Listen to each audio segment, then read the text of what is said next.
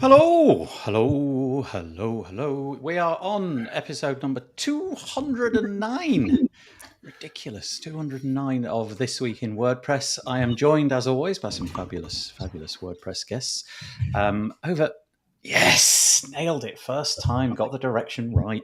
It's Remkus. How you doing, Remkus? Good, sir. How are you? I am very good. Remkus de Vries is joining us, and he is a WordPress veteran and performance specialist, scaling your WordPress plus WooCommerce sites and businesses. You've had a bit of a change lately. Do you want to get into that, or do we just leave it there? We can get into it. Do you want to do that right now, or Yeah, why not? Go on. sure?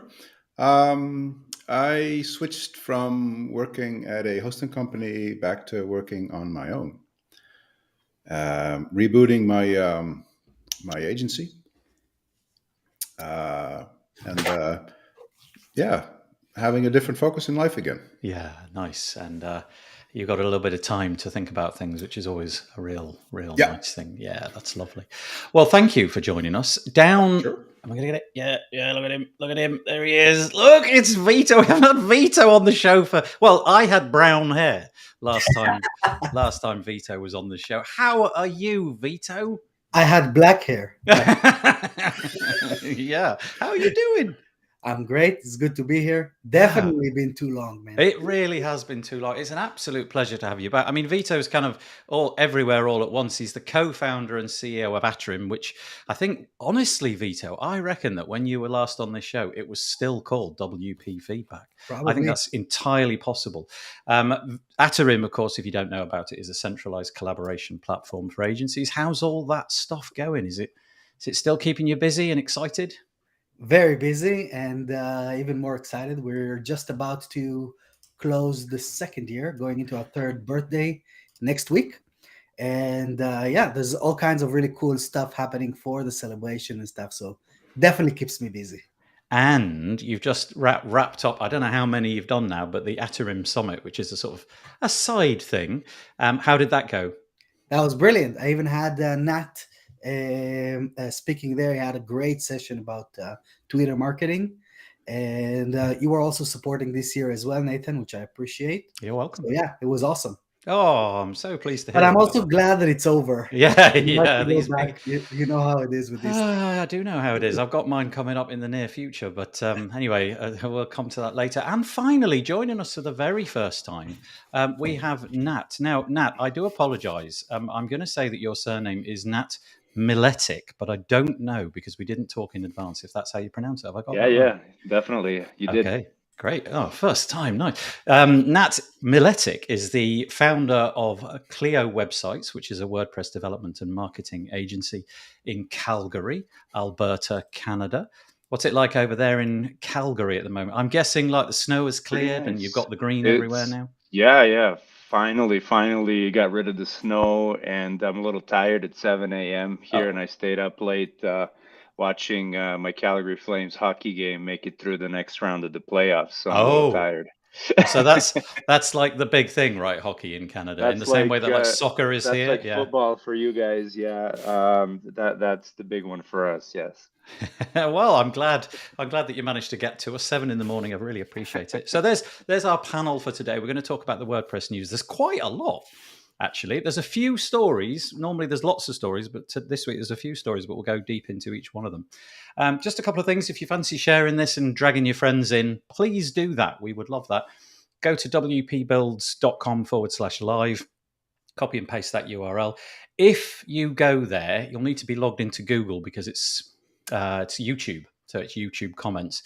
On the other hand, if you're in our Facebook group, then you need to go to this pithy URL, easy to remember this, chat.restream.io/FB. Just rolls off the tongue. chat.restream.io/FB. I would record that as a soundbite and just hit play. Yeah, it rolls off the tongue. Go there, otherwise you'll come out as some sort of anonymous person, and we'll get the generic avatar, and we won't get your name. A quick workaround is just to write your name first. If you want to do that, that will work as well. But please feel free to go and share this. We've got a few comments coming in already. Cameron Jones, he's at the opposite end of you, Nat. He's probably at like 11 at night or something like that. He joined us a few weeks ago, but his internet connection caved, so he didn't last very long, but he's coming back, which is great. Michelle Frichette's joining us from Tennessee. Hi, Michelle. Thanks for joining us. We've got Paul. I don't know if I want to share Paul's comments, frankly. I mean, we all know what happened between me and Paul. No, thank you, Paul. Appreciate you joining us. That's great. Rob Cairns. Rob, I think, is the most reliable. He gets the badge for attending every week.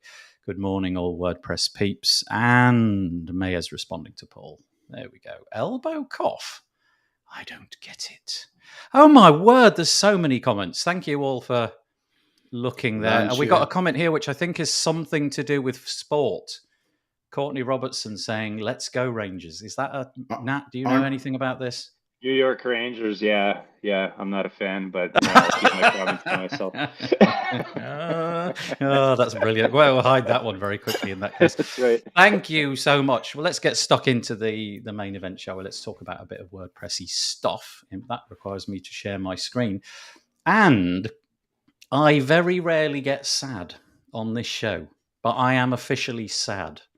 I'm sad because Justin Tadlock has decided he's going to leave WP Tavern. I will basically be unable to do this show from this week forward because more or less everything that I want to say will have dried up. Because basically Justin's been my crutch for the last 24 months or whatever it's been. I think he's more like 3 years.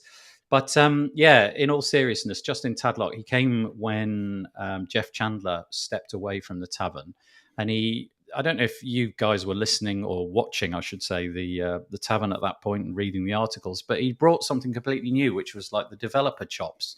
And he was able to write really long, in-depth developer-related stuff. And whilst I'm no developer, I could understand enough of it because he wrote it so well that it was of interest to me. And ever since then, it has been a deluge. He's been writing, I would imagine, on aggregate, he's probably done one every 72 hours, including the weekends. Maybe it's more like every 48 hours. He's done hundreds of pieces. I've enjoyed every single one of them. He manages to get people in the comments, and he's revived WP Tavern, in my eyes. I don't know what's going to happen to Justin in the future, but I would just like to shed a tear, a sincere tear. I'm not being sarcastic. And say, I wish you the best, Justin, whatever it is. He makes the point. I love this. Before he joined the Tavern, he used to, he did a sort of degree in journalism or English, I think was the exact phrase, with a sort of journalism component. So he had the right background to do all of this. But then also his other career path was farming. And he thought seriously about going back into farming before he started at the Tavern. That reawakened his interest in WordPress, and we are where we are now. So just from me, well done, Justin. Thank you so much. I've enjoyed everything that you've written. And after that, gosh, it's over to you three in any particular order to heap praise on Justin. If you don't heap praise on Justin, I'm booting you off the call. That's all I'm saying. Well, I have a post out that says I'm not a huge fan of the Tavern, but that's mostly because I'm not the audience. At least I didn't feel like I was. Having said that, I did appreciate the posts written and Justin's point of view. But I've always enjoyed Justin's writing, even at justintadlock.com. What was it? Yeah, I can't remember what his original URL is. Yeah, so from 2006 onwards, when he started learning,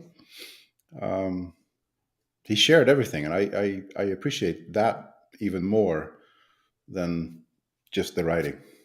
Like the whole sharing thing he's done over more than almost 2 decades. We're closing in on, let's just say 15 years is amazing, and I've learned a lot from him. So. Yeah, there's a lot of stuff that he wrote. I was trying to find a half decent free membership solution the other day, and his members plugin popped up. He no longer runs it. It's owned now by MemberPress, I believe, who we talked about extensively a couple of weeks ago for all sorts of reasons. But he built that, and lots and lots of stuff. But yeah, you're right. Lots of contributions to the community. He's very giving. Nat, Vito, anything on that?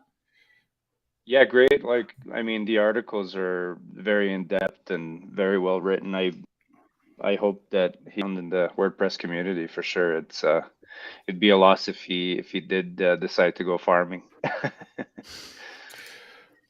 He kind of came in pretty much when I started being a little more engaged in the community as well. So to me, it felt like he was always here. And so I really like the approach and the personal touch to the writing. It's not usually written like just a report or something. He Agreed. shares his opinion. He shares his thoughts. It's very human driven writing, which I love. That there's a lot of personality there. I also want to point out there was a really cool tip in this article because apparently a lot of people ask him how do you do that? How do you write and how do you do all those kind of things? Oh So yeah. he suggested going into the National Novel Writing Month or just taking that challenge, writing 50,000 words in 30 days, which seems like a Wow. huge Yeah. challenge. But I think that's a really cool way of getting into and finding your voice. I follow him on Facebook, and he's done it. I think this might be his third time, and every November over the last three times, he's written a 50,000 word, basically a book. Yeah. And so you set yourself the challenge of however many words that is a day. But typically, I think he was aiming at something like 2,000 words a day.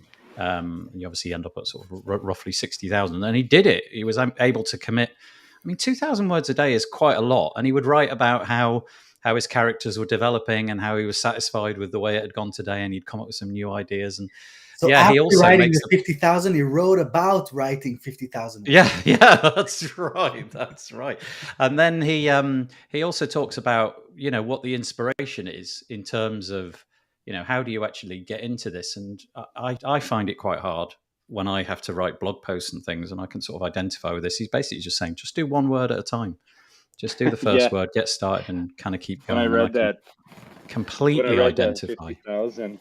Oh, Yeah, sorry. just do 50,000 Yeah, words, one 50,000. after I another. have a hard time trying to get a blog post out every month for like 2,000, 3,000 words, So it's Yeah. 50,000 seems kind of, I'm going to yeah. introduce you to Bertha AI in that case, which Vito knows all about. It might help you get over that 2,000 word hump in a couple of seconds. The other thing is, and I did want to mention this actually, because I can say for 100% certain that this is true. He says right at the end of the article, there is a question that I get asked, and then he says in italics, a lot. Some of you probably already know what it is, and perhaps have asked it in some variation for yourself. And he says, does Matt dictate the content that we cover? And he says, since it's the last day on my job, I might as well let the readers have a sneak peek behind the curtain. The answer is no, he doesn't. And all I can say, I don't know what conversations Justin's had. All I can say is, in my time doing the podcast, there has been no constraints about what I could and could not cover. Nobody's told me to do anything in particular or sort of censored me after the fact for doing it in a particular way. So I can only confirm what I know about that. It sounded like Remkus, you wanted to chip in there. You were inhaling. Was I? No, I was going to play devil's advocate, Oh, go on. and say that if that was the case, he wouldn't disclose it here. Not now, not ever. Yeah. So But no, but I that's the devil's advocate. I don't. That's not my opinion. I don't think Justin is the person to even consider working for an outlet where that was the driver or the controller part of it. Like I said, the sheer knowledge Justin has shared over the period since this is probably 10 years ago, but at one point he linked to his very first forum post in wanting to demonstrate where he came from. And his very first question on the WordPress forums, which is publicly, and you can find it if you know his handle, essentially is just asking a random question you see anyone ask these days. And then from everything he learned from then and I think this is 2006, if I remember correctly. Everything he learned from then going forward, he shared, and I love that. Yeah. So whatever he does next, and knowing his handle, Green Shady, it's very likely the farming will intensify. But he will be missed if that voice is no longer within the community. Yeah, that's right. The one of the things that I really liked about his, when he did like bits and pieces that were technical, so he introduced a theme that he played with, or took a plugin to pieces and explained how it worked. I always liked the fact that he would explain it in two parts, and the first part would always be, here's how it works and here's what I like, and then he would very often move on to, and here's what they could have done better.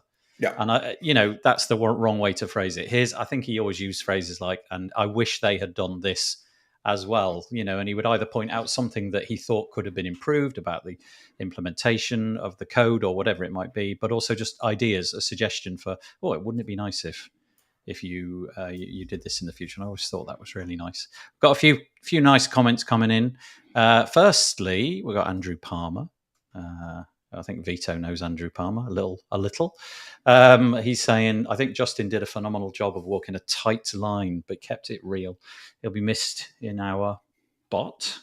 He may well rise again on other platforms. It's hard to say goodbye to this community. Do you know, if you read that sentence in the wrong way and put the comma in the wrong place, it really, really kind of, which is what I did. I don't know if you spotted that. I'm not going there. I'm not going there. Amazing technical writing, and also a tough critical note while bringing up potential solutions, says Dave Lutz. Thank you very much indeed. I've not met Dave. Very nice to make your acquaintance. I just got to go back up into the comments because there was some person that dropped in who says they're from the northeast of England, and I want to know who you are. Kane Mitchell, nice to have you from the northeast of England. Where are you in the northeast of England? I'm in the northeast of England. I'm in Scarborough, which is why it's sunny. Look outside your window. There's a guy called Kane out there.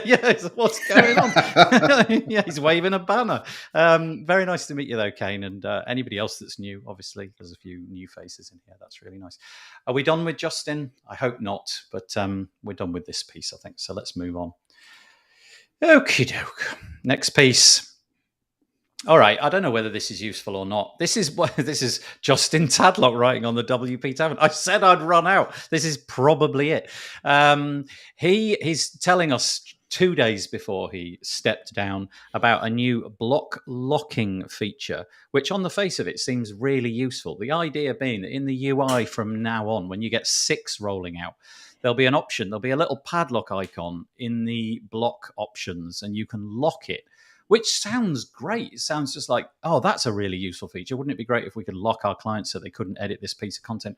Well, hold your horses, because it kind of locks it until anybody who logs in also goes to that icon and unlocks it. So really, at the moment, it kind of feels like it's a safety harness for you yourself to lock something that you don't want to accidentally amend. Honestly, maybe there's a scenario where you could accidentally delete something, or, I don't know. I can't really see that. Or maybe it's just the building blocks for something else. The other thing is it's not nested either. So if you lock like a parent block, like a group block, it doesn't inherit, the children don't inherit that. You'd have to go and lock them all once at a time. You got the option to two options, really. You can disable movement, so you can lock it in place. That's probably the more useful thing, I would have thought. And then you can prevent removal, so nobody can sort of accidentally come in and take it out. Like I say, it's pretty, I don't know how useful that is just yet, but maybe it's the beginnings of things. However, if you are a theme developer, apparently it is far more useful. You can build it in such a way that your theme could implement much more granularity and lock it down so that, I don't know, only specific roles or specific users can unlock things. It feels like, it feels like something that we should have. So I'll drop it there and open it up to you guys. Is this useful? Do you think this is a pointless introduction if it only does that right now? Or maybe it's useful to introduce it in the hope that it'll get better? I think that it's a matter of, or generally in the WordPress project, not many features, if any, are introduced for the use of agencies and freelancers, like that relationship between the professional and the client, because the main focus is making this like a self-serving platform. In that case, I think that's really cool for someone that builds it and doesn't want someone else to play around with it or themselves. But there's definitely a room for a small plugin, and I think I even mentioned this when this first came out, that there should be a small kind of plugin that allows you to manage the permissions on the different blocks. If you can edit the text, edit the images. Yeah. That was that's still to be built, but I think there's definitely room for that in the agency space. Generally, I wouldn't expect any agency agency related features built into core ever. It's not the focus. It was never the focus. So I think it's the. I think that's a very good point. I think but I kind of look at, so yes, this is a nice feature for those who actually need it, right? Whether that's an agency that just wants to sort a block, like you build your front page now in the block editor, it looks great, but you don't want them meddling with certain things. That makes sense. You can use this to sort of lock down what you need to lock down. Like for instance, if you put in a query block there and that should never change, lock that stuff down. But I have an entirely different concern, and that is we're focusing on the wrong things to add to the block editor. I think we're still, and this is kind of segueing in one of the next talking points that we'll have later on, but I think we're just focusing on the wrong things to add. Like there's so many other things that the block editor really needs in order to like Vito says, make a proper distinction between stuff that from an agency perspective is needed, stuff that from an editorial perspective is needed, stuff that is from a pure publishing perspective is needed, stuff that is needed from a perspective of just grand UX stuff. Like there's so much broken stuff in there. If you hear me slow down my words, that's because I'm filtering out the bad words and replacing them before I say them. which is not very easy for me to do if you know me in real life, but can I say shite? I can say shite, right? That's fine. You just did. It's better to ask for no, it's fine. Forgiveness than permission. But I'm seeing all these new features, and I know I'm taking it off topic, but yes, great feature, but really, can we finally start focusing on making this thing smooth? Yeah. I think the lock feature is more like a user focused thing, because I know in the block editor working with it, you tend to kind of drag and drop things accidentally as well from time to time, and everything breaks. So I don't know if it's necessarily obviously there's a hook for it, I guess, but I don't know if it's really a developer / agency thing or more like a user kind of experience type of thing. It's similar to Photoshop. Photoshop has something like that where you kind of lock certain objects, so when you're moving things around, you don't accidentally click and drop. What Marcus just said. Oh, as you were saying those words, yeah. Marcus literally said the exact same thing. That's so curious. Exactly. Sorry, Nat, carry on. Apologies. I think it's similar to that, and I know personally I've dragged and dropped things in the block editor and freaking broke the entire page, not even knowing how I did it. So yeah, it's definitely needs some improvement from that side. So I don't think it's necessarily a bad thing. Like, is it the thing to focus on? I don't know either. I think if we were to try to lock something down, I'm probably more inclined to use advanced custom fields or something like that. Versus this thing. So I think it's more from a user kind of usability perspective. But I don't know if this gets surfaced in the list view. The list view where you can see the stack of every single block that you've got on the page on the left-hand side. That'd be quite useful to see it there, wouldn't it? I suppose the padlock would be there as well. That's what I mean, to see the padlock, just like you would in Photoshop, where in the layer next to the right, on the far right-hand side, you've got the little padlock. And if you could see that this string of blocks, but also I do think it would be kind of cool if it just inherited, if the children inherited it. That just strikes me as a really... that's an odd... Children should always inherit stuff, yes. Yeah, they do. They always do. And it would be, I think, quite useful to do that. Anyway, it's there. It's coming in WordPress 6.0. It's limited. It does what it says on the tin right now. Don't expect it to do much more. But as Vito said, maybe it's not supposed to be an agency feature. It's more of a sort of user-facing feature, just so that you don't accidentally trip up and delete something or move something. Curious that moving was one of the options as well. I would have just thought lock everything, but there you go. Okay, that was that. Now then, okay, I've been doing this podcast since about, I don't know, like 2001 or something. I don't know. It's a while. And ever since I started with WordPress, there's been this line graph, this little line graph, and it's user numbers and percentage of the internet using WordPress. And it always goes this way, always goes north. It drifts occasionally very quickly. When I started with WordPress, I think it was in the 20 somethings. And I thought that was pretty amazing. I'd come from Drupal, which was on about 7% at the time, and now is on like, I don't know, 2 or 1 or something. So it's been going in a northerly direction, up, up, up it goes until several months ago, somebody finally said 43%. And, 50% felt like it was in sight. Now, I'm afraid, ladies and gentlemen, the game is up. WordPress is now no longer a usable system. Everybody's going to stop using it because for the first time ever, we've had a drop in the user numbers. If WordPress had a stock market price, it would be tanking right now.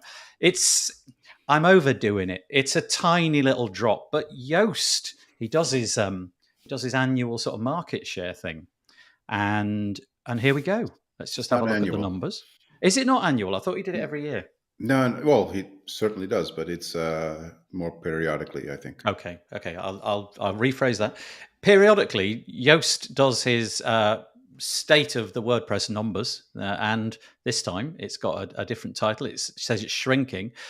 By January 2022, it was 43.2%. February stayed constant. March, it stayed constant. So maybe we were already detecting that things were going in a different direction because normally it would creep up between months. Then it went down 0.2%, which is, I don't know how many websites that would be. March, 43.0. May, 42.9. So that's actually the best remark you've made so far. We don't really know what the numbers are, because if we look at the metrics of what this is, of what the data set consists of what this actually is collected from, it's a subset of the total installations. Isn't that the top 10,000 websites? Yeah, some 10,000, 100,000, whatever. But whatever it is, it's always a subset. It doesn't say anything unless you have access to the WordPress.org API, and you can actually see downloads and combine that with sites installed. Yeah, so in order to give some sort of context to this, let's see what Yoast had to say about that. So he has this paragraph underneath the numbers where he says, Are we comparing apples with apples? And so he said that in previous years, the data had come from Alexa, which has been shut down. And so questions probably would have been asked, well, where's the data coming from? And as it turns out, the data, according to Yoast, is the same data because you're still able to access that data through some legacy API, which is still up and running. So he claims that the data is a direct correlation with what he was doing before and what he's doing now. So from that point of view, that's at least something, whether or not, whatever these numbers mean. But the more interesting point, and the conversation which developed almost everywhere immediately after this, was why? Let's try to figure out why this might be. And again, I'm not entirely sure how Yoast drew these conclusions, but these were the two conclusions that he drew. And I'm going to quote. He said, "It's honestly impossible to look at those numbers and not think, what's happening here? Why is that? After looking at a while, I'm coming to the conclusion that sites on Wix and Squarespace on average have improved their site speed more than WordPress sites. WordPress has a performance team now, and it has made some progress, but the reality is that it hasn't really made big strides, which in his opinion, it should have done. And then the second point is WordPress's full site editing project isn't done yet. Anecdotally, more and more people have been having a hard time deciding how to build their sites on WordPress. Wix and Squarespace have simpler tools, easy to use, and as they improve their SEO tooling, there's less and less reason to switch over to WordPress.com. Basically, So to sum it up, that's he thinks that they're being out innovated. WordPress is being out innovated by these proprietary platforms. I don't know if I would call it out innovated, because there's plenty of innovation in the block editor, but it's definitely not going fast enough, as I previously hinted to. Yeah. 'Cause So it's too complex to start. yeah. We'll come to another piece by WP Johnny in a minute, which talks about that exact over complexity piece. But for now, what do you make about this? I mean, obviously, Vito, Remkus, Nat, you're all in the game of WordPress. I'm talking about WordPress all the time. It's been a very buoyant thing. In fact, I think to some extent, we've all got used to the fact that it was going to bust through the 50% thing. It was never going to turn down. And, you know, you look at Facebook, and you look at it, had a similar tiny inflection point recently where instead of the numbers rising for the first time, the numbers dropped, and it was the tiniest of tiny things. But their stock market, I think they lost something like 20 billion within a week because the sentiment had swung against it. And I just wonder, you know, is this a moment where we have to be cautious? Is this a moment where things might have changed? Are Wix and Squarespace and the likes of those, are they finally getting their message through? So that people, given I need a website, they're no longer front of mind. Well, everybody's got WordPress. Let's use WordPress. Are other alternatives coming to the fore, and we need to be concerned? Vito, I'm going to throw that one at you first. So first of all, I think that we should all look for a different profession because it's over. Right? That's right. That's it. The party is over. Yeah. So when I was running the agency, I used to convince clients why they needed WordPress. So I don't think that it was, and I still think that is the case. The end consumer is not that educated as to what is or why they need this specific solution. Maybe more today than back then, but I still think that it's the same. People still considered Wix even 10 years ago or so. So that's not really the point. What I do think is that it does signal to what can become a trend. So 6 months over 16 years is not necessarily like such a major shift. But if we won't keep our eye on this as a community, as a project, nothing stops it from becoming Joomla. Really, it did happen before. It did happen with Drupal or with other platforms in the past. We've all, in our careers, we've all been through these cycles a few times before. So we just need to make sure that we are ahead of the curve, which we are not at the moment. And at least in terms of the perception, even though there is a lot of innovation happening in the space. The project itself is lagging behind, and I think that it has the challenge of being this massive. It's very hard to pivot. It's very hard to innovate when you have so much, so many websites already using the solution, and making sure that you have backward compatibility and all of those kind of things, so that you don't break anyone's website as you're trying to innovate. Also, the fact that you can't push an update, you can't force an update. So when Shopify makes a change, they made the change. It's done. Deal with it. When Facebook makes a change, it's done. Here it takes user interaction to actually implement that new change, and then there is. They actually can. Well, they can force the entire update. Yeah. I don't know. They can, but it's like, imagine, they do it occasionally for security patches, but it's a real, it's like for security, but not for new features. No, that would be the way to set a fire on WordPress. So Matt has expressed that desire to have the version of WordPress be as irrelevant as the version of your Chrome installation. I agree. And I think that's a noble place to be in. But they've only, the last thing I can remember is Jetpack had a serious security flaw, and then they pushed out to everyone just because Yeah, The risk security, was too great. but we're talking about actually moving the product forward. That means that developers need to consider this. There's a whole bunch of other stuff Yeah. those systems don't need to deal with. So I do agree, Remkus, that it's moving very slow, and we are being left behind in terms of the technology, in terms of the user experience. That's the main challenge, in my opinion. Not so much if there's this feature or that feature, but the general user experience, the flow of getting the website up and running, that can bite us in the ass really fast. Just install the current version, install it fresh, and just see where you are. You're in a mix between full site editing and old dashboard, and nothing makes any sense because there's beta features in your 593 whatever 56 Yeah, we're 5.9.3 yeah right now. 5 yeah. So there's stuff in beta that is in production. That makes absolutely zero sense. Have you tried to add a menu? I have. I know where you're going with this. Yeah. GTFO. Yeah. Mhm. Yeah. So the overcomplicated piece we'll get to in a minute, but it is interesting. I mean, my background at university was history, and ancient history in particular. And one of the things that ancient history taught me is that, even those plucky Romans who thought they were going to be around forever, they weren't. Nothing lasts forever. And at some point, something will, Google will disappear, Facebook will disappear. No doubt at some point, WordPress will disappear. And there will be a moment looking back when you say, that was possibly the moment where it did tip. And we could see with 10 years hindsight, that was the moment. And to my mind, there is nothing to suggest that this is that moment. It's just an interesting talking point, isn't it? Because it'll happen. It's inevitable. Go back 20 years and look at, I don't know, Expression Engine. It was doing really well.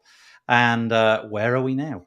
So it's just a curious thing. And obviously, if all we've got is the numbers, one of the things that I forgot to mention that Yoast actually carried on to talk about, and I should have mentioned this, I used the word out-innovated, and I simplified that a little bit. One of his things was that not only have they made it simple and easy to use on the Wix and Squarespace side, but he also said they've got really good chops when it comes to site speed and SEO. Mm-hmm. However, as Vito said, they're able to roll everything out to all of their users immediately, and they're getting better and better at page speed performance. And then he goes on to talk about the job of WordPress hosts. And Remkus, obviously, that was a big focus where you worked previously, was optimizing WordPress websites so that they were as lightning fast as possible. Yeah. So there's a bigger picture, isn't there? If you go to Wix and Squarespace, assuming they've done their job correctly, you pay your money and it does those things. Whereas on the WordPress side, you pay your money for the plugins, you pay your money for your hosting, you pay your money for your caching solution and all of that. And you kind of got to figure it out together and probably pay the developer as well. So there's so many different parts to this. And I'm sorry, Nat, we've totally excluded you from this conversation. So I'll rectify that now and just toss the microphone in your direction. Yeah, no problem. I think it's I agree with you. It's not like sky is falling type of situation, but it is a good kind of I guess point of reflection maybe for everybody, just because obviously I think everybody touched on it. It's complicated, maybe too complicated. I know from some of the conversations I have on Twitter with people is that new people, I'm not even talking about just regular kind of small business owner who wants to create a site or somebody who wants to create a site from scratch. I'm talking about even developers that are looking to get started. It's very fragmented. Like there's so many different ways of doing it, and it seems like no way is the right way, Yeah. And that's confusing. Whereas with the other platforms, you sign up and there's only one way to do it. With WordPress, there's, 5 or 10 different ways to create a website. And while that's a good thing, maybe from a flexibility perspective, or maybe for agencies or, companies or folks like us that have been working with it for years. I think for new people, it's very confusing, especially when you throw in the mix the whole hosting piece. And yeah, like I remember when I first got started in on the Twitter community a couple of years ago, I was shocked how many people didn't know how to start up a new WordPress site, like how to even learn the platform, like, log in, create a site, or like, create a free account to play around with it, or local WP. Like, nobody kind of, a lot of people didn't know even how to get started. And then I said, oh, well, this is so easy. Like, I can do a quick video, like 10-minute video, to show people how to get started. And then that, 10 or 5-minute video actually was 2.5 hours. And then I realized, okay, yeah, I could see, like, I do it all the time. So to me, it's a no-brainer kind of thing. But as you're trying to explain it to somebody, it's, it was very, very complicated. And I think that's probably the main thing. Another thing is that for some reason, the young people don't think WordPress is cool. So I don't know why, but it seems like, there's not a lot of, I guess, what's the word of excitement, maybe, from the younger people to get into WordPress. So there's a few factors at play, I think.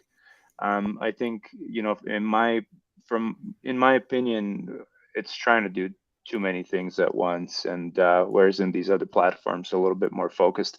And Nathan, you forgot to mention also Shopify. Same thing. They had a slight little drop, and their share price in the toilet as well. And they're still growing. So Yeah. even though they're just not growing fast enough. So. Well, I mean, the idea of growth, it always is curious to me, in that, nothing can grow forever, otherwise it would consume all of us and everything. Yeah. So at some point it has to slow down. Maybe this is the point, maybe it's not. Maybe it'll speed up again in the next few months. I'm going to move over to the next piece, though. Please keep your comments coming in, by the way. I can see there's a lot of commentary about this, and we'll raise some of them in a minute. But there was an article which kind of went along with this. I'm sure there were hundreds of these similar articles, but I'm just going to mention this one. This is WP Johnny, who often writes. He's good at, like, stirring things up, if you like. He's good at putting his own stamp on it and expressing an opinion. And his opinion essentially is that basically it's complicated. It's difficult for inexperienced users to use.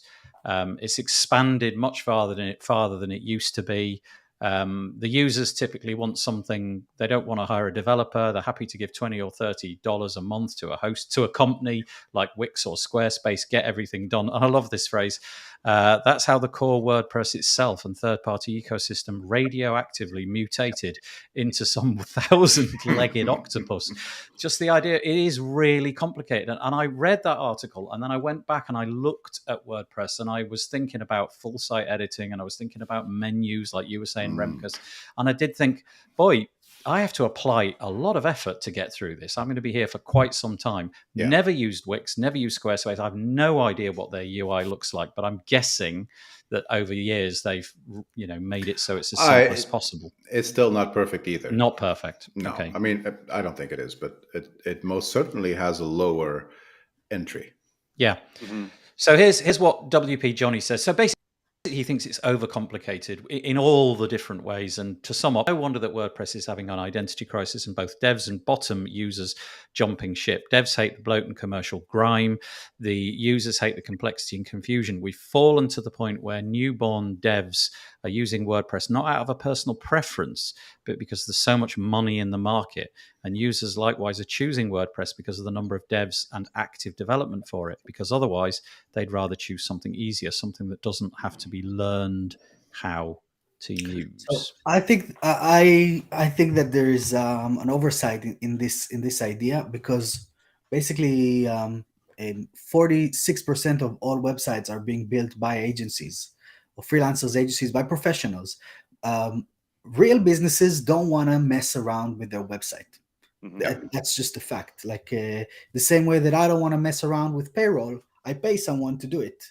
And so that is not going to change. Almost half of the website, and that means pretty much 150,000 websites every 24 hours are being launched by web agencies and freelancers. So that's not going to go anywhere. Even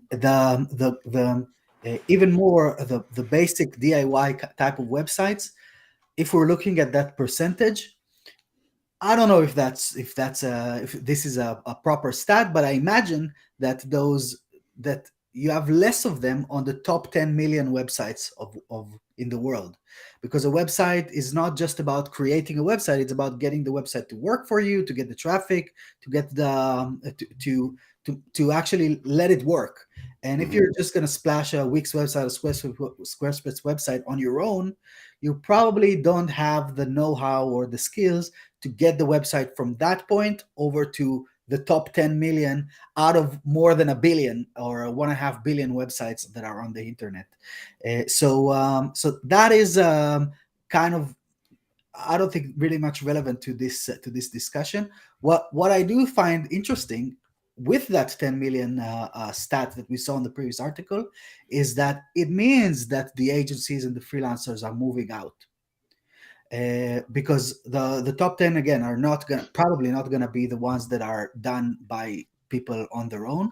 So the fact that Squarespace have gained, and I'm actually seeing this with Adarim as well. We have quite a few people that are coming, expecting a Squarespace, the ability to use it on Squarespace or Duda or Webflows, as Picha mentioned here on the chat, which makes perfect sense. But while let's say 3, 4, 5 years ago, WordPress was the only go-to solution, now there's a few other places that are there in terms of developers. So I don't agree with WP Johnny's approach too much there. Yeah, same here. Okay. Yeah, fair play. Okay, let's just get some of the commentary in. So Andrew Palmer makes the point that 455 million websites, WordPress suggests its percentage is of that, but oftentimes it's stated as the top 10 million websites. And then maybe in reply to that, Cameron Jones, the metric looks at the top 10 million websites. It's inherently flawed as it relies more on the strength of the business the website is for than any real measure of popularity. So this is my whole problem with the whole thing. There are key points that we can take from it. Both Nat and Vito have highlighted a couple. But the whole thing is about looking at data that we know is flawed. It is not complete. It does not paint the right picture. It is a indicator. It is not the indicator. So it is everything. This whole thing is just, it's almost just hearsay. So I guess in agreement to you, then Peter Ingersoll would just sort of say, yeah, sky's not falling in. Don't worry about it. Yeah, thank you. But what I did like about what was mentioned here as you were reading this article, Nathan, is that there is an identity crisis. And for sure. That needs to be rectified and clarified for all of us. Yeah, for sure. Trying to be too many things, and I posted about that on Twitter as well. And there's very interesting comments and replies to that, like, in regards to the market share. And I think, Remkus, I agree in terms of having the, good data, but this is the same data we've been tracking for a few years. So these articles that are following this market share have been using the same type of the same metrics all along, right? So we've been following the graph using the same data. So it's not like the data set changed all of a sudden. It's the same data set. But yeah, is it getting the full picture? Probably not.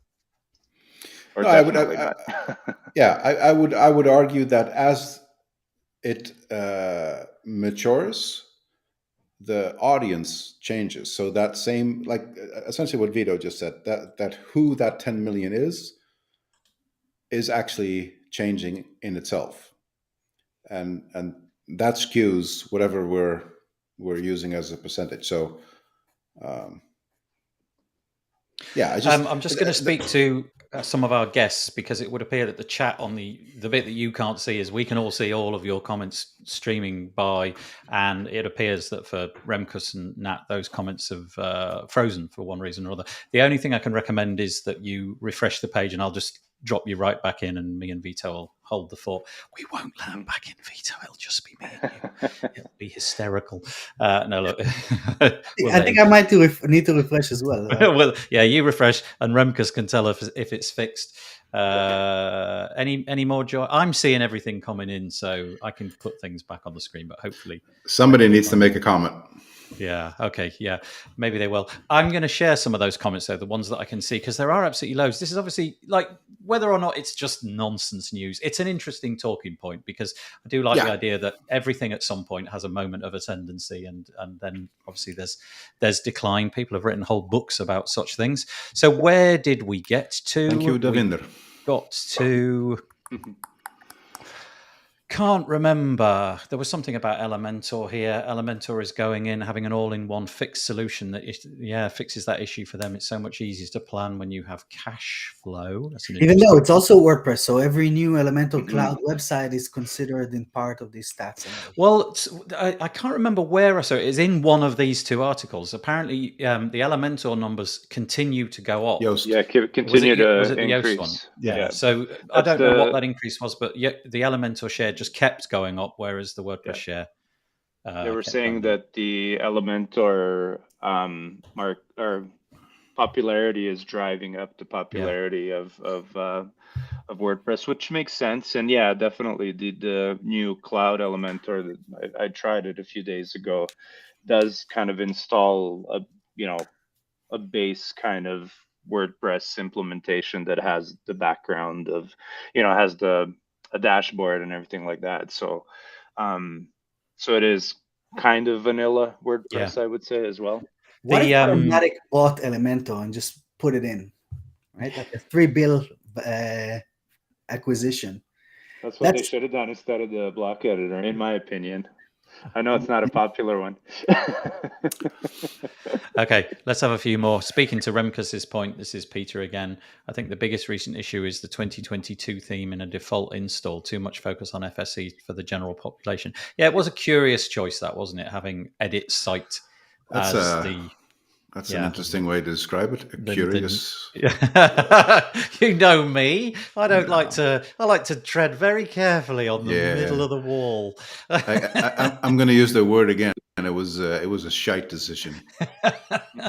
I know what this episode's going to be called now. I have to give them a name. No, but it's hurting.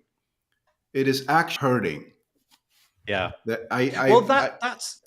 You're agreeing in a sense with WP Johnny, then, aren't you? Whether it's complicated or it's just confusing. Your point is that, I guess, Remkus, maybe there's just too many new and difficult to figure out off the bat things that go with it. We'll come to a solution to that in a minute. There is literally no flow, and every single thing you want to have implemented in your site is you need to figure it out instead of.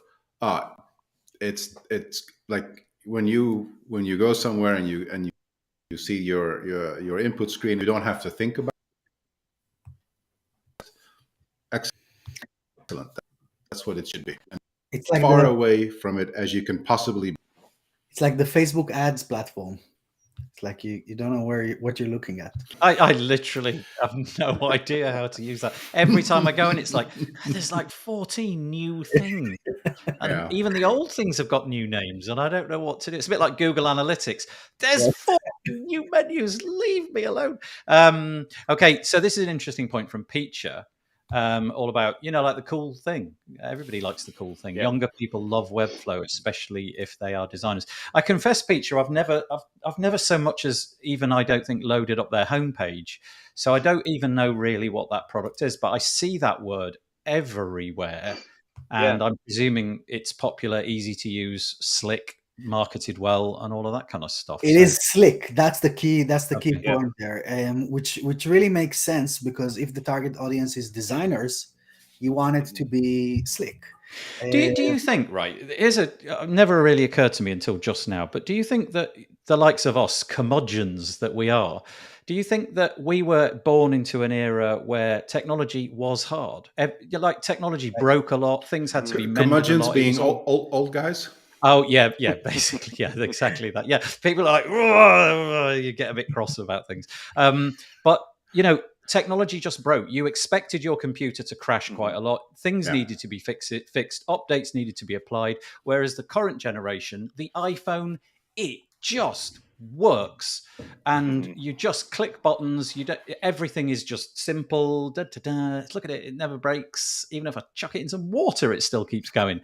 That kind of thing. So there's just this disconnect. Technology works for you as opposed to you having to tweak it and work against it. And I wonder if that's maybe why, to Peach's point, something like Webflow, if it really is slick, that's what they want.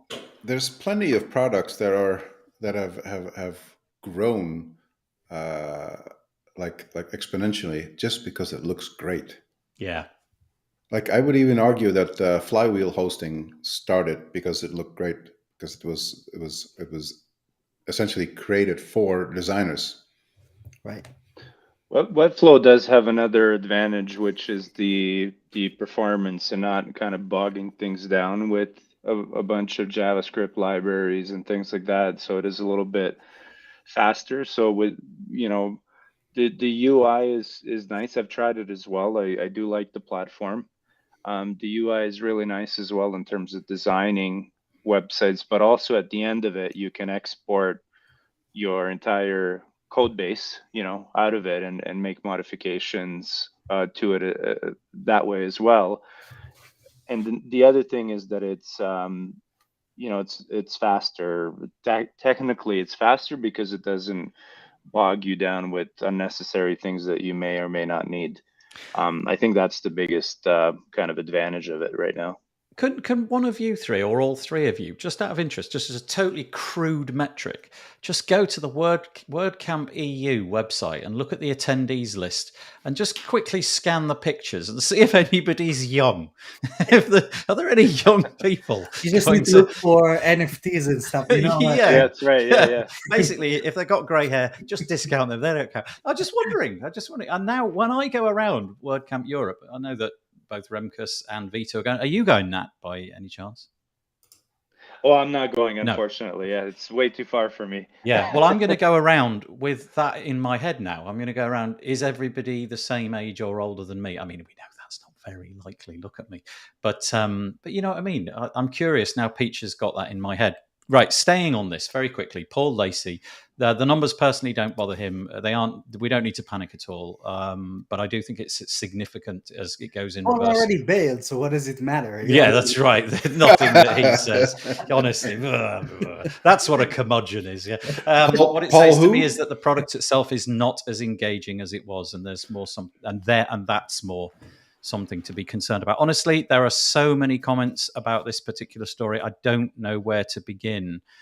And so probably I'll just raise a few quick ones. What have we got here? This is Paul again. Matt is trying to compete with Wix & Co. and the process forcing through a roadmap that doesn't beat Wix and then makes it subpar solution for building custom sites.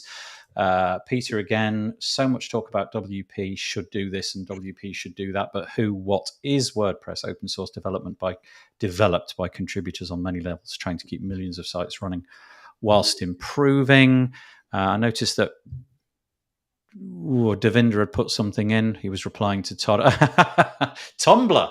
Yes, Devinder. Tumblr is a new, simpler WordPress. That's the hidden plan. There's another conspiracy theory. Tumblr is, of course, it's either owned by Automatic or Audrey Capital. I don't know which. Automatic. But, is it an Automatic thing? And then finally, I'll just put this one up. One issue with Webflow is similar to Elementor. Creative designers should not be let loose on the web because the result could be vanity display. That's often neither accessible or useful. Boy, I knew that one would keep us going for a little while. I feel like I need to take a cold shower and calm down. But instead of doing that, It got you excited? Got me fairly excited. I quite like talking about this kind of stuff. I think it's fascinating though because for such a long time, that conversation has only gone in one direction. And nobody put any statistics together that felt like it was going in any other direction. So even if it's a nonsense and we're talking about something which will flip, it's an interesting talking point. Even if it is nonsense, if the key takeaway here is by the project leads that something really needs to happen, I see. I was You were buffering thinking. again. I could No, literally I was buffering. see the swear words just disappearing out of your. Oh, I'm horrible. Sorry. No, I think it's hysterical. No, but if the key takeaway is like, oh crap, we need to change something here, like we really need to do it now, then I'm all for whatever interpretation of that number gets you to have that change. Yeah, because damn it, we need that change. So here we are talking about it, and everybody else is talking about it, and no doubt that message will have got somewhere at some point. So yeah, let's see how that goes. So this is a tiny bit of self-promotion, and I apologize. The idea that it's too complicated that WP Johnny mentioned, obviously it would be nice if it was less complicated. And one of the things which may make it less complicated is if you had somewhere to go to learn things. And of course, we now have this WordPress project called the Learn Project, and it's user-created content curated by the team. You can find it at learn.wordpress.org. I believe if you go to wordpress.org, it's like the second or third menu along. It's obviously quite important now. And I had a podcast episode this week on the Tavern with Courtney Robertson, who is one of the key players putting that together. Essentially, I'm just raising it if you're interested in that, if you want to go and help people to learn about WordPress so it's less difficult. Go and have a listen, see what Courtney says and how it works, how you can get your ideas heard and help out in that regard. Okay. Right. I said I'd probably miss one out, so I am probably going to miss one out. Let's go to this one instead. WordCamp Europe is just around the corner. Remkus is going. Vito's going. I'm curious. I know Nat's not going, so you maybe, I don't know if you'll be able to participate in quite the same way. Remkus, what's your reason for going this time around?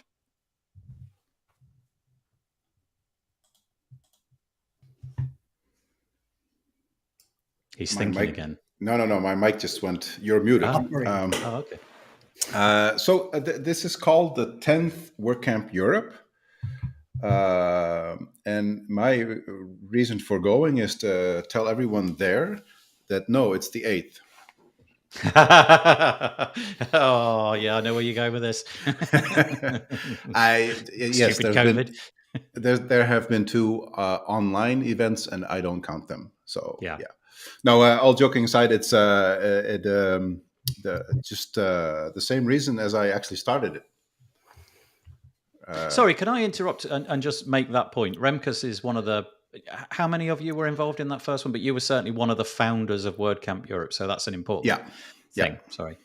Yeah. So the whole reason was to have a community event that connects, and under the umbrella of teaching and learning and all of that. But that has always been my prime reason to go, and that still is the case. So you are not going to a particular talk, you're going just like more community than other things. So I'd say the last couple editions I have maybe seen 2 talks per day. I'm mostly about the hallway track.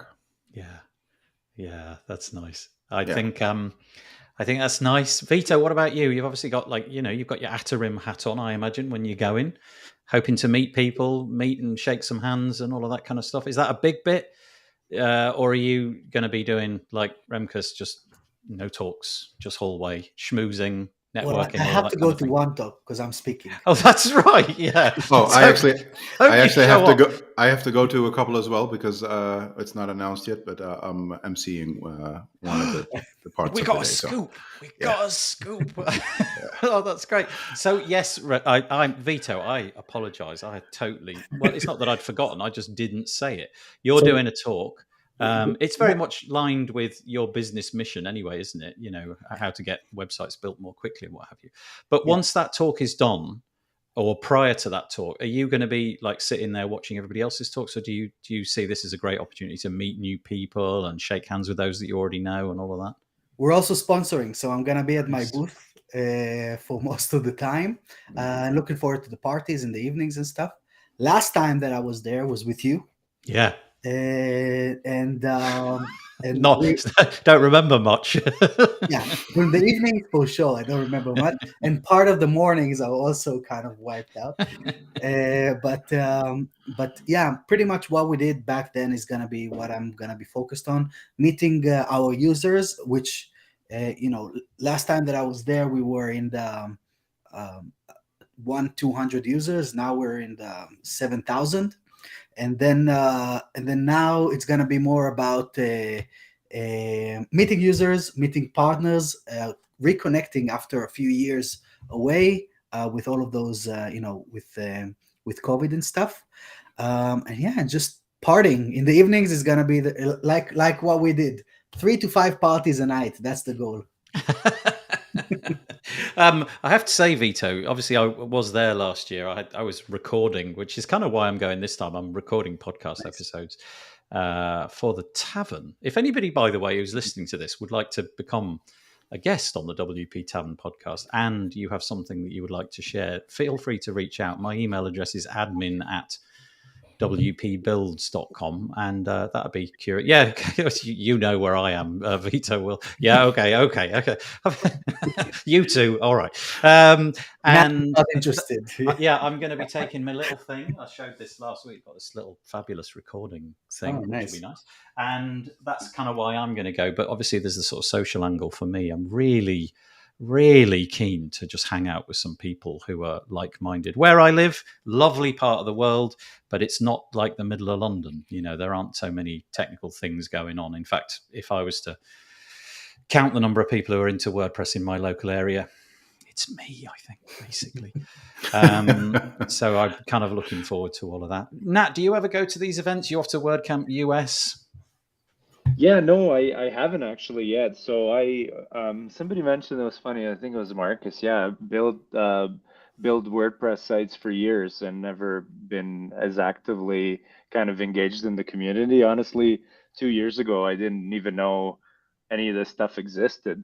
So looking forward to go to one because I got more involved in the community, I'd say, during the pandemic. So would like to check one out for sure. Oh yeah, it's such a nice thing. Sorry, I Be careful though. Laughing because of Paul, Lacey. Yeah, He says you got Kane in your local area. You're right, but I didn't know about Kane. Kane's obviously been just like me, thinking there's only me. So it's me and Kane taking on the world. Why should we be careful, Remkus? What?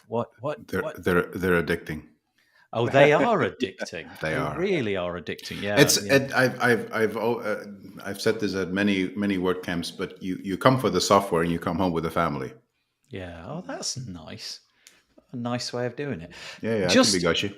Totally right. It's nothing to do with WordPress. More medical side of things. Does that, Vito? Are you bothered about that? Are you thinking? There's a bit on the old COVID side that's in the back of my head. Yeah. So I was at CloudFest last month, and there were loads of people that came back with COVID. And luckily, I managed to kind of avoid it, but it's definitely still a concern. I think that, and I know that the team are focused on making sure that it's going to be a safe event and everyone's going to be wearing masks inside. So it's kind of easy for a lot of us to think that it's over, but it's not, and it can still happen every day. My wife is also pregnant, so I'm kind of cautious about bringing it home and all those kind of things. Thank you. Oh, I didn't know that. That's great news. Right, you're going to stop the podcast now and talk about that. No, the thing, I did an interview with some of the organisers of this particular WordCamp, and here's a quick rundown of what's happening. If memory serves, all meals outside, all socialising outside. Come in, watch the presentation, basically go out. So everything's on the outside. It's Portugal. It's fine. Run the same event here. We're still gonna maintain the sponsors track kind of experience. That is something that happened in CloudFest as well, because a lot of people exactly like that just went outside, and the sponsors area was kind of empty most of the time. So hopefully that's also thought of. Yeah, do you know what? I didn't even ask that question when I was talking to them. That didn't really occur to me. Not being an advertiser. Yeah, that would be a shame, wouldn't it? Because if it was just empty, yeah, I guess it'll be ventilate. But take your mask essentially. And my understanding is, as of this point, Portugal just require you to be either proof of being COVID free or that you are inoculated up to the whatever requirement it is in your particular country. Okay. Oh, Kane, it's just me and you. Look, no other WPPs here either. Local people I'm married just think I fix printers because I work with IT. Yeah, we all do. We all do. Yeah, that's funny. Kane, let's hook up. Let's go and have a beer and fix some printers together. That would be good. So that's WordCamp Europe. It's happening in a couple of weeks' time. I believe you might be able to still get tickets because the attendee list seems to be getting bigger and bigger each week. We are almost out of time. We've got a couple of minutes left. Firstly, I'll come to this one. Right, we're on the non-WordPressy stuff, if that's all right with you. There's a chap. He's very, very clever. His name is Bruce Schneier, and he does all sorts of things in the IT security space. He's an academic, and what he doesn't know about IT security, basically, I honestly think is probably not worth knowing.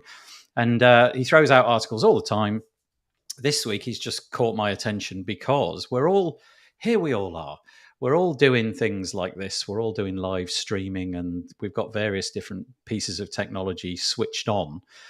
But he carried out a study and he doesn't actually go into which bits of kit he was actually testing.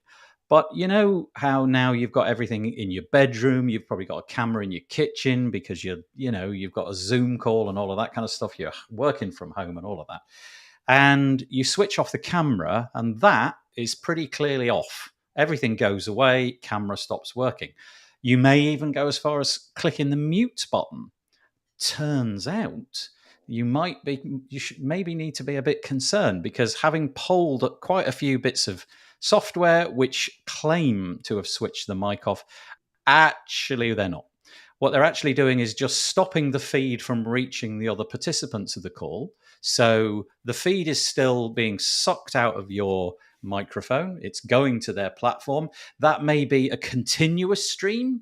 It may be a stream which is only on for a couple of seconds just to establish whether or not things are really happening.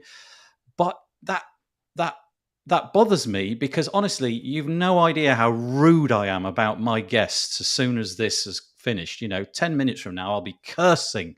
Oh, that Remkus, he comes on my show and he swears. Son of a... That's right. Son of a thing. And, but that, honestly, it sounds like a nothing, but you've got, okay, let's assume that the Google devices and the Amazon devices and the Apple devices, which are in your bedroom, let's just assume for a minute that they're playing nice. What if they're not? What if all of the stuff that you're saying in your kitchen, in your bedroom, is actually being sucked out, even though you believe you've clicked mute? Let's not assume. Let's look at the data because there's so many researchers have come out that it actually is storing. There's people from Amazon have come out that their literal job is to listen to stuff that's being recorded and kept on server. I tried an experiment a little while ago, and this may be absolute rubbish, right? But I tried an experiment a little while ago where I've only got one I've got a Google device in the kitchen. That's the only place where Google can listen in my house. Well, I suppose my phone, but the phone was not in the space. I went into the room and I didn't trigger the keyword. I didn't say the keyword. I'm not going to say it because everybody's things will go off. I didn't do that. And then I started talking about holidays in a particular location. And blow me, guess what happened? I don't think I need to guess. Yeah, but I mean, I was thinking, no, that's not right. That could be a total coincidence. Maybe I actually triggered it and I didn't realize it. Have you searched it? No, to be honest, I didn't go into that. I just did a quick anecdotal thing and then noticed what happened over the days to come. And it wasn't dramatic and it wasn't like I was deluged with it, but a thing which I'd previously deliberately, I chose something that I got no interest in. So I can't say one way or the other, maybe I triggered something. Maybe I said that word beforehand. Maybe, I don't know. But it bothered me. And I'm a little bit more distrustful of IoT than I was in the past. So it could just as well be your phone, for Yeah. starters. Yes. But there have been a lot of people doing various experiments like yours, and the results quite often are an increase in the particular topic in the advertisements that you see. I have done it, I have seen it, but I also see people very, very vehemently denying of its actual possibility. But I also seen whistleblowers, people who worked at those places, and said, "Yes, we are." So I'm just gonna. I have been assuming for the last, I don't know, 4 or 5 years that they are indeed doing that, and I act accordingly. Do you have any stuff like that in your house, you guys? HomePods only. Yeah, I have. That's the Apple one, right? Yeah. Yeah. Okay, yeah, I have the Amazon one as well. I haven't noticed. I mean, I've heard anecdotally. I haven't really paid much attention to it. It's hard to say whether I haven't done any experiments like you have, Nathan. I'd be curious to try that. But things that you are thinking about or that you want to buy or a trip you want to go to, even if you don't search for it, you might be kind of steering your website visits in that direction as well. Anyways, Yep. so it's kind of hard to say. It's very hard to isolate. But at the same time, I wouldn't be surprised. I mean, the whole mic thing, the article was interesting because I didn't think of it that way, but I did notice some of the platforms like Zoom and I think MS Teams does give that indication, even if you're muted, is like, hey, you're muted. Like if I cough or sneeze or something, it's like, hey, you're muted. Do you want to unmute and sneeze out loud or whatever? So I did notice Oh, that. yeah. So it Restream doesn't did it? that. It tells you that you're muted, and so it must be listening for So you it's to. listening. Yeah. We're on a platform called Restream at the moment, and Remkus, what you're saying that if you muted and then made a loud sound, Restream was able to say, "Hang on, I'm gonna write a letter." You can try. I just clapped and it tells you. Oh, you see, look, I'm surveilling everybody. No, this sort of stuff really bothers me. It really, really bothers me. My attention is so easily captured. A couple of weeks ago, I mentioned a book called Lost Focus. I recommended it to Paul, actually, and he seems to be reading it at the moment. I think it's called Stolen Focus. And it's a really good read about how just little things like that can just add up to a complete lack of ability to do anything just because you're constantly being with pinged. the concept of these tools listening or stopping the feed. That makes sense because you're engaging, you're inside a conversation. So if you're muted, then you just don't want to disturb the conversation, but you're still here, you're still engaging. That makes sense because once I shut it down, then it's shut down. So with Zoom and Restream and all those kind of services, I get it. It actually makes perfect sense. With the other tools, or this perception of Facebook listening in and Google are listening in, what really is interesting there, if you know if you dive in deep into how the advertising algorithms work, is the answer is a lot more interesting than this conspiracy.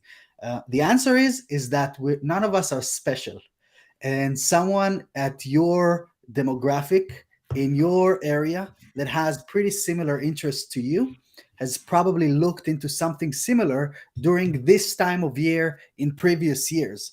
So the point is that they have so many data points collected on us that they know, because I've been on WP Build's show today, that because Remkus was on WP Builds and then straight after went to see Ariana Grande, that I'll probably be advertised with Ariana Grande ads right after I the can show. promise you a lot of things, and one of those is that will never happen. I can neither confirm nor Let's see if you're deny. going to see ads now after me saying it. Right. But that's basically how they find out about.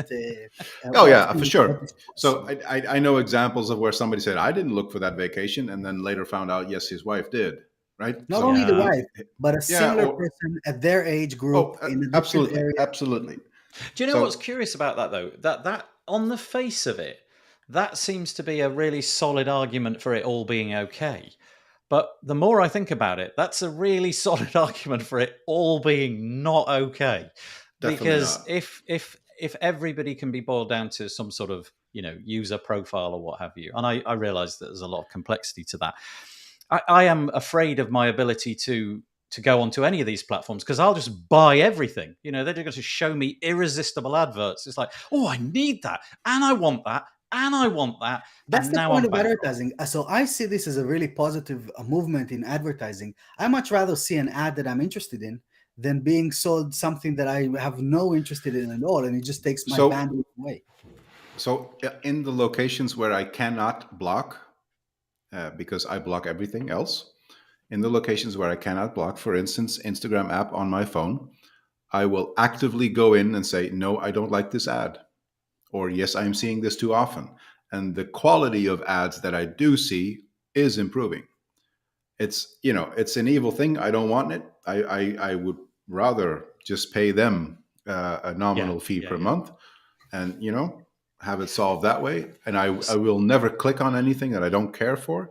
But if I see something I absolutely don't care for, like I don't understand how the Instagram algorithm works for ads, because I got served lingerie. I got You served see lingerie Ariana for women Grande yesterday. concert tickets, don't you, all the time? That's No, I got served women's lingerie yesterday. So I showed my wife, like, were you on my account? She goes, no. Okay, Check who then you're I don't know why. following, Remkus. Then I don't know why this is happening.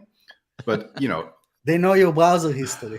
That's right. they don't. Do you know They what? don't. I'm going to And- flip and- that, right? Yeah, I am going to say, and I haven't thought this through. So as the words exit my mouth, I'll probably think, you idiot. Why did you say that? I would rather have adverts that I'm not interested in, because then I'm not interested in them. Whereas you're not gonna buy. I'm not even going to Yeah, okay. stop. I'm going to see adverts for like a Ferrari and be like, "Ha! You're having a laugh. I don't want a Ferrari," or Ariana Grande tickets or whatever. No, I don't want it. Women's lingerie. No, I don't want it. Whereas if you show me like a nice, cool guitar, I'm like, oh, man alive, I'm going to dwell on that little thing. Look at that. And so I think there's maybe a merit for screwing up your ad preferences, Remkus. Go in and say, I like all the ones that you hate, and see how that works out. So this is conflicting, because I find that more annoying. Yeah. Like, You got one way or the other. You might as well have the ones you like, I guess. Yeah. It's the one platform where I actively engage with ads, and I don't engage with ads anywhere else. Like, period. Never. I've got a thing called uBlock Origin in my I've got browser. a thing called Brave Browser. I've got Brave. Start with that, and it's good. It's doing some weird crypto stuff, though, isn't it? They're trying to flog me a wallet. You can ignore it. I'm ignoring it. Yeah. Okay, right. Well, that one's done. We've solved that problem. Let's go to this last piece, which didn't come from me. This one's come. Wow. Yeah, that's right. We have solved the world's problems. That's going to be the name of this episode, with a 4-letter word beginning with S appended to the end. So, Nat, you've sent us an article. It's called Importance of Initial Ranking, Re-Ranking and Historical Data for SEO. Why did you raise this one? What piqued your interest about this week? Oh, I've been geeking out over this blog for days and days now, and I didn't expect you to read it, Nathan, because it's probably like an ebook length type of an article. Yeah, it's just very interesting data about a case study that was done in the SEO world in terms of increasing kind of like topical relevance of websites. And I just geeked out, and then I started reading more and more from this guy Corey, and watched a few of his YouTube videos as well. And it's just mind-blowing stuff. I love charts. I love SEO. I love the technical SEO. So this to me was like, I'm scrolling through this article for the first time, and there are charts. There's more charts than you can shake a stick at. When I see charts like this, I usually want to saw a leg off. Oh, I see. Okay. Yeah, some reason charts never worked for me. Whenever I was doing my GCSE maths, it was like, show me a chart. Nathan's going to fail. It's you. Yeah. It's you. But okay, well, if there's nothing really to dwell on about that one, I will simply include it in our show notes today. And obviously, it's got the recommendation of Nat. Go and check it out. A deep dive into some SEO. Into SEO, technical SEO, content creation, and things like that. I think, for me, honestly, the WordPress platform. One of the main benefits is the SEO aspect of it, being able to create content easily, being able to use that from an SEO perspective. So if you're interested in SEO and technical SEO, do check this out. It's very interesting. Thank you very much indeed. Well, we've hit our allotted time. There was probably more that we could have said. I feel that we could have delved into a lot of those more carefully, but We still have 3.5 minutes. We've still got 3.5 minutes. You could say loads of swear words in the next 3.5 minutes if you like. You'd be surprised. Just rattle them off. I got 5 languages I can use. You'd be surprised. Do you know the swear words in all the languages? Not all the language, but quite a few. Yeah, all the 5. Oh, that's probably one That's usually the first thing you learn. Yeah, I was going to say all the words to yeah. Anyway, there we go. So thank you, Remkus. Thanks for joining us once again. Thanks for having me. Very nice to have you on. I hope you come on again. Thank you. Thanks for the return, Vito. Again, I hope that you'll come on at some point in the near future. As always, thank you for the deluge of comments. Really appreciate it. There was loads and loads coming in today. Just having read through, it appears to me that I suffered from the same problem, although it didn't look like it at the time. I think quite a few of the comments, because there's bits, people are mentioning things that don't really make any sense to me because there's no comment that it hooks up with. So apologies if I've missed something important in the comments. But right, guys, the quite humiliating moment for the 3 panelists where I get them to raise their hands and give me a wave all at the same time so that we can use, there we go. We have to just keep doing this for like 3 or 4 seconds and we're done. Thank you very much. We'll be back next week with some different guests. We're going to be later next week. I've got to go and have somebody poke around in my mouth with a big metal stick. And I can't do that whilst this is happening. So it's going to be 2 hours later. So it's going to be 4 o'clock. I could do it from the dental chair. That would be fun. Probably make as much I don't hear sense. the difference. No, I don't hear the difference. Yeah, you got there before me. Darn. Okay, we'll be back next week. Take it easy, guys. Thanks very much for joining us. See you.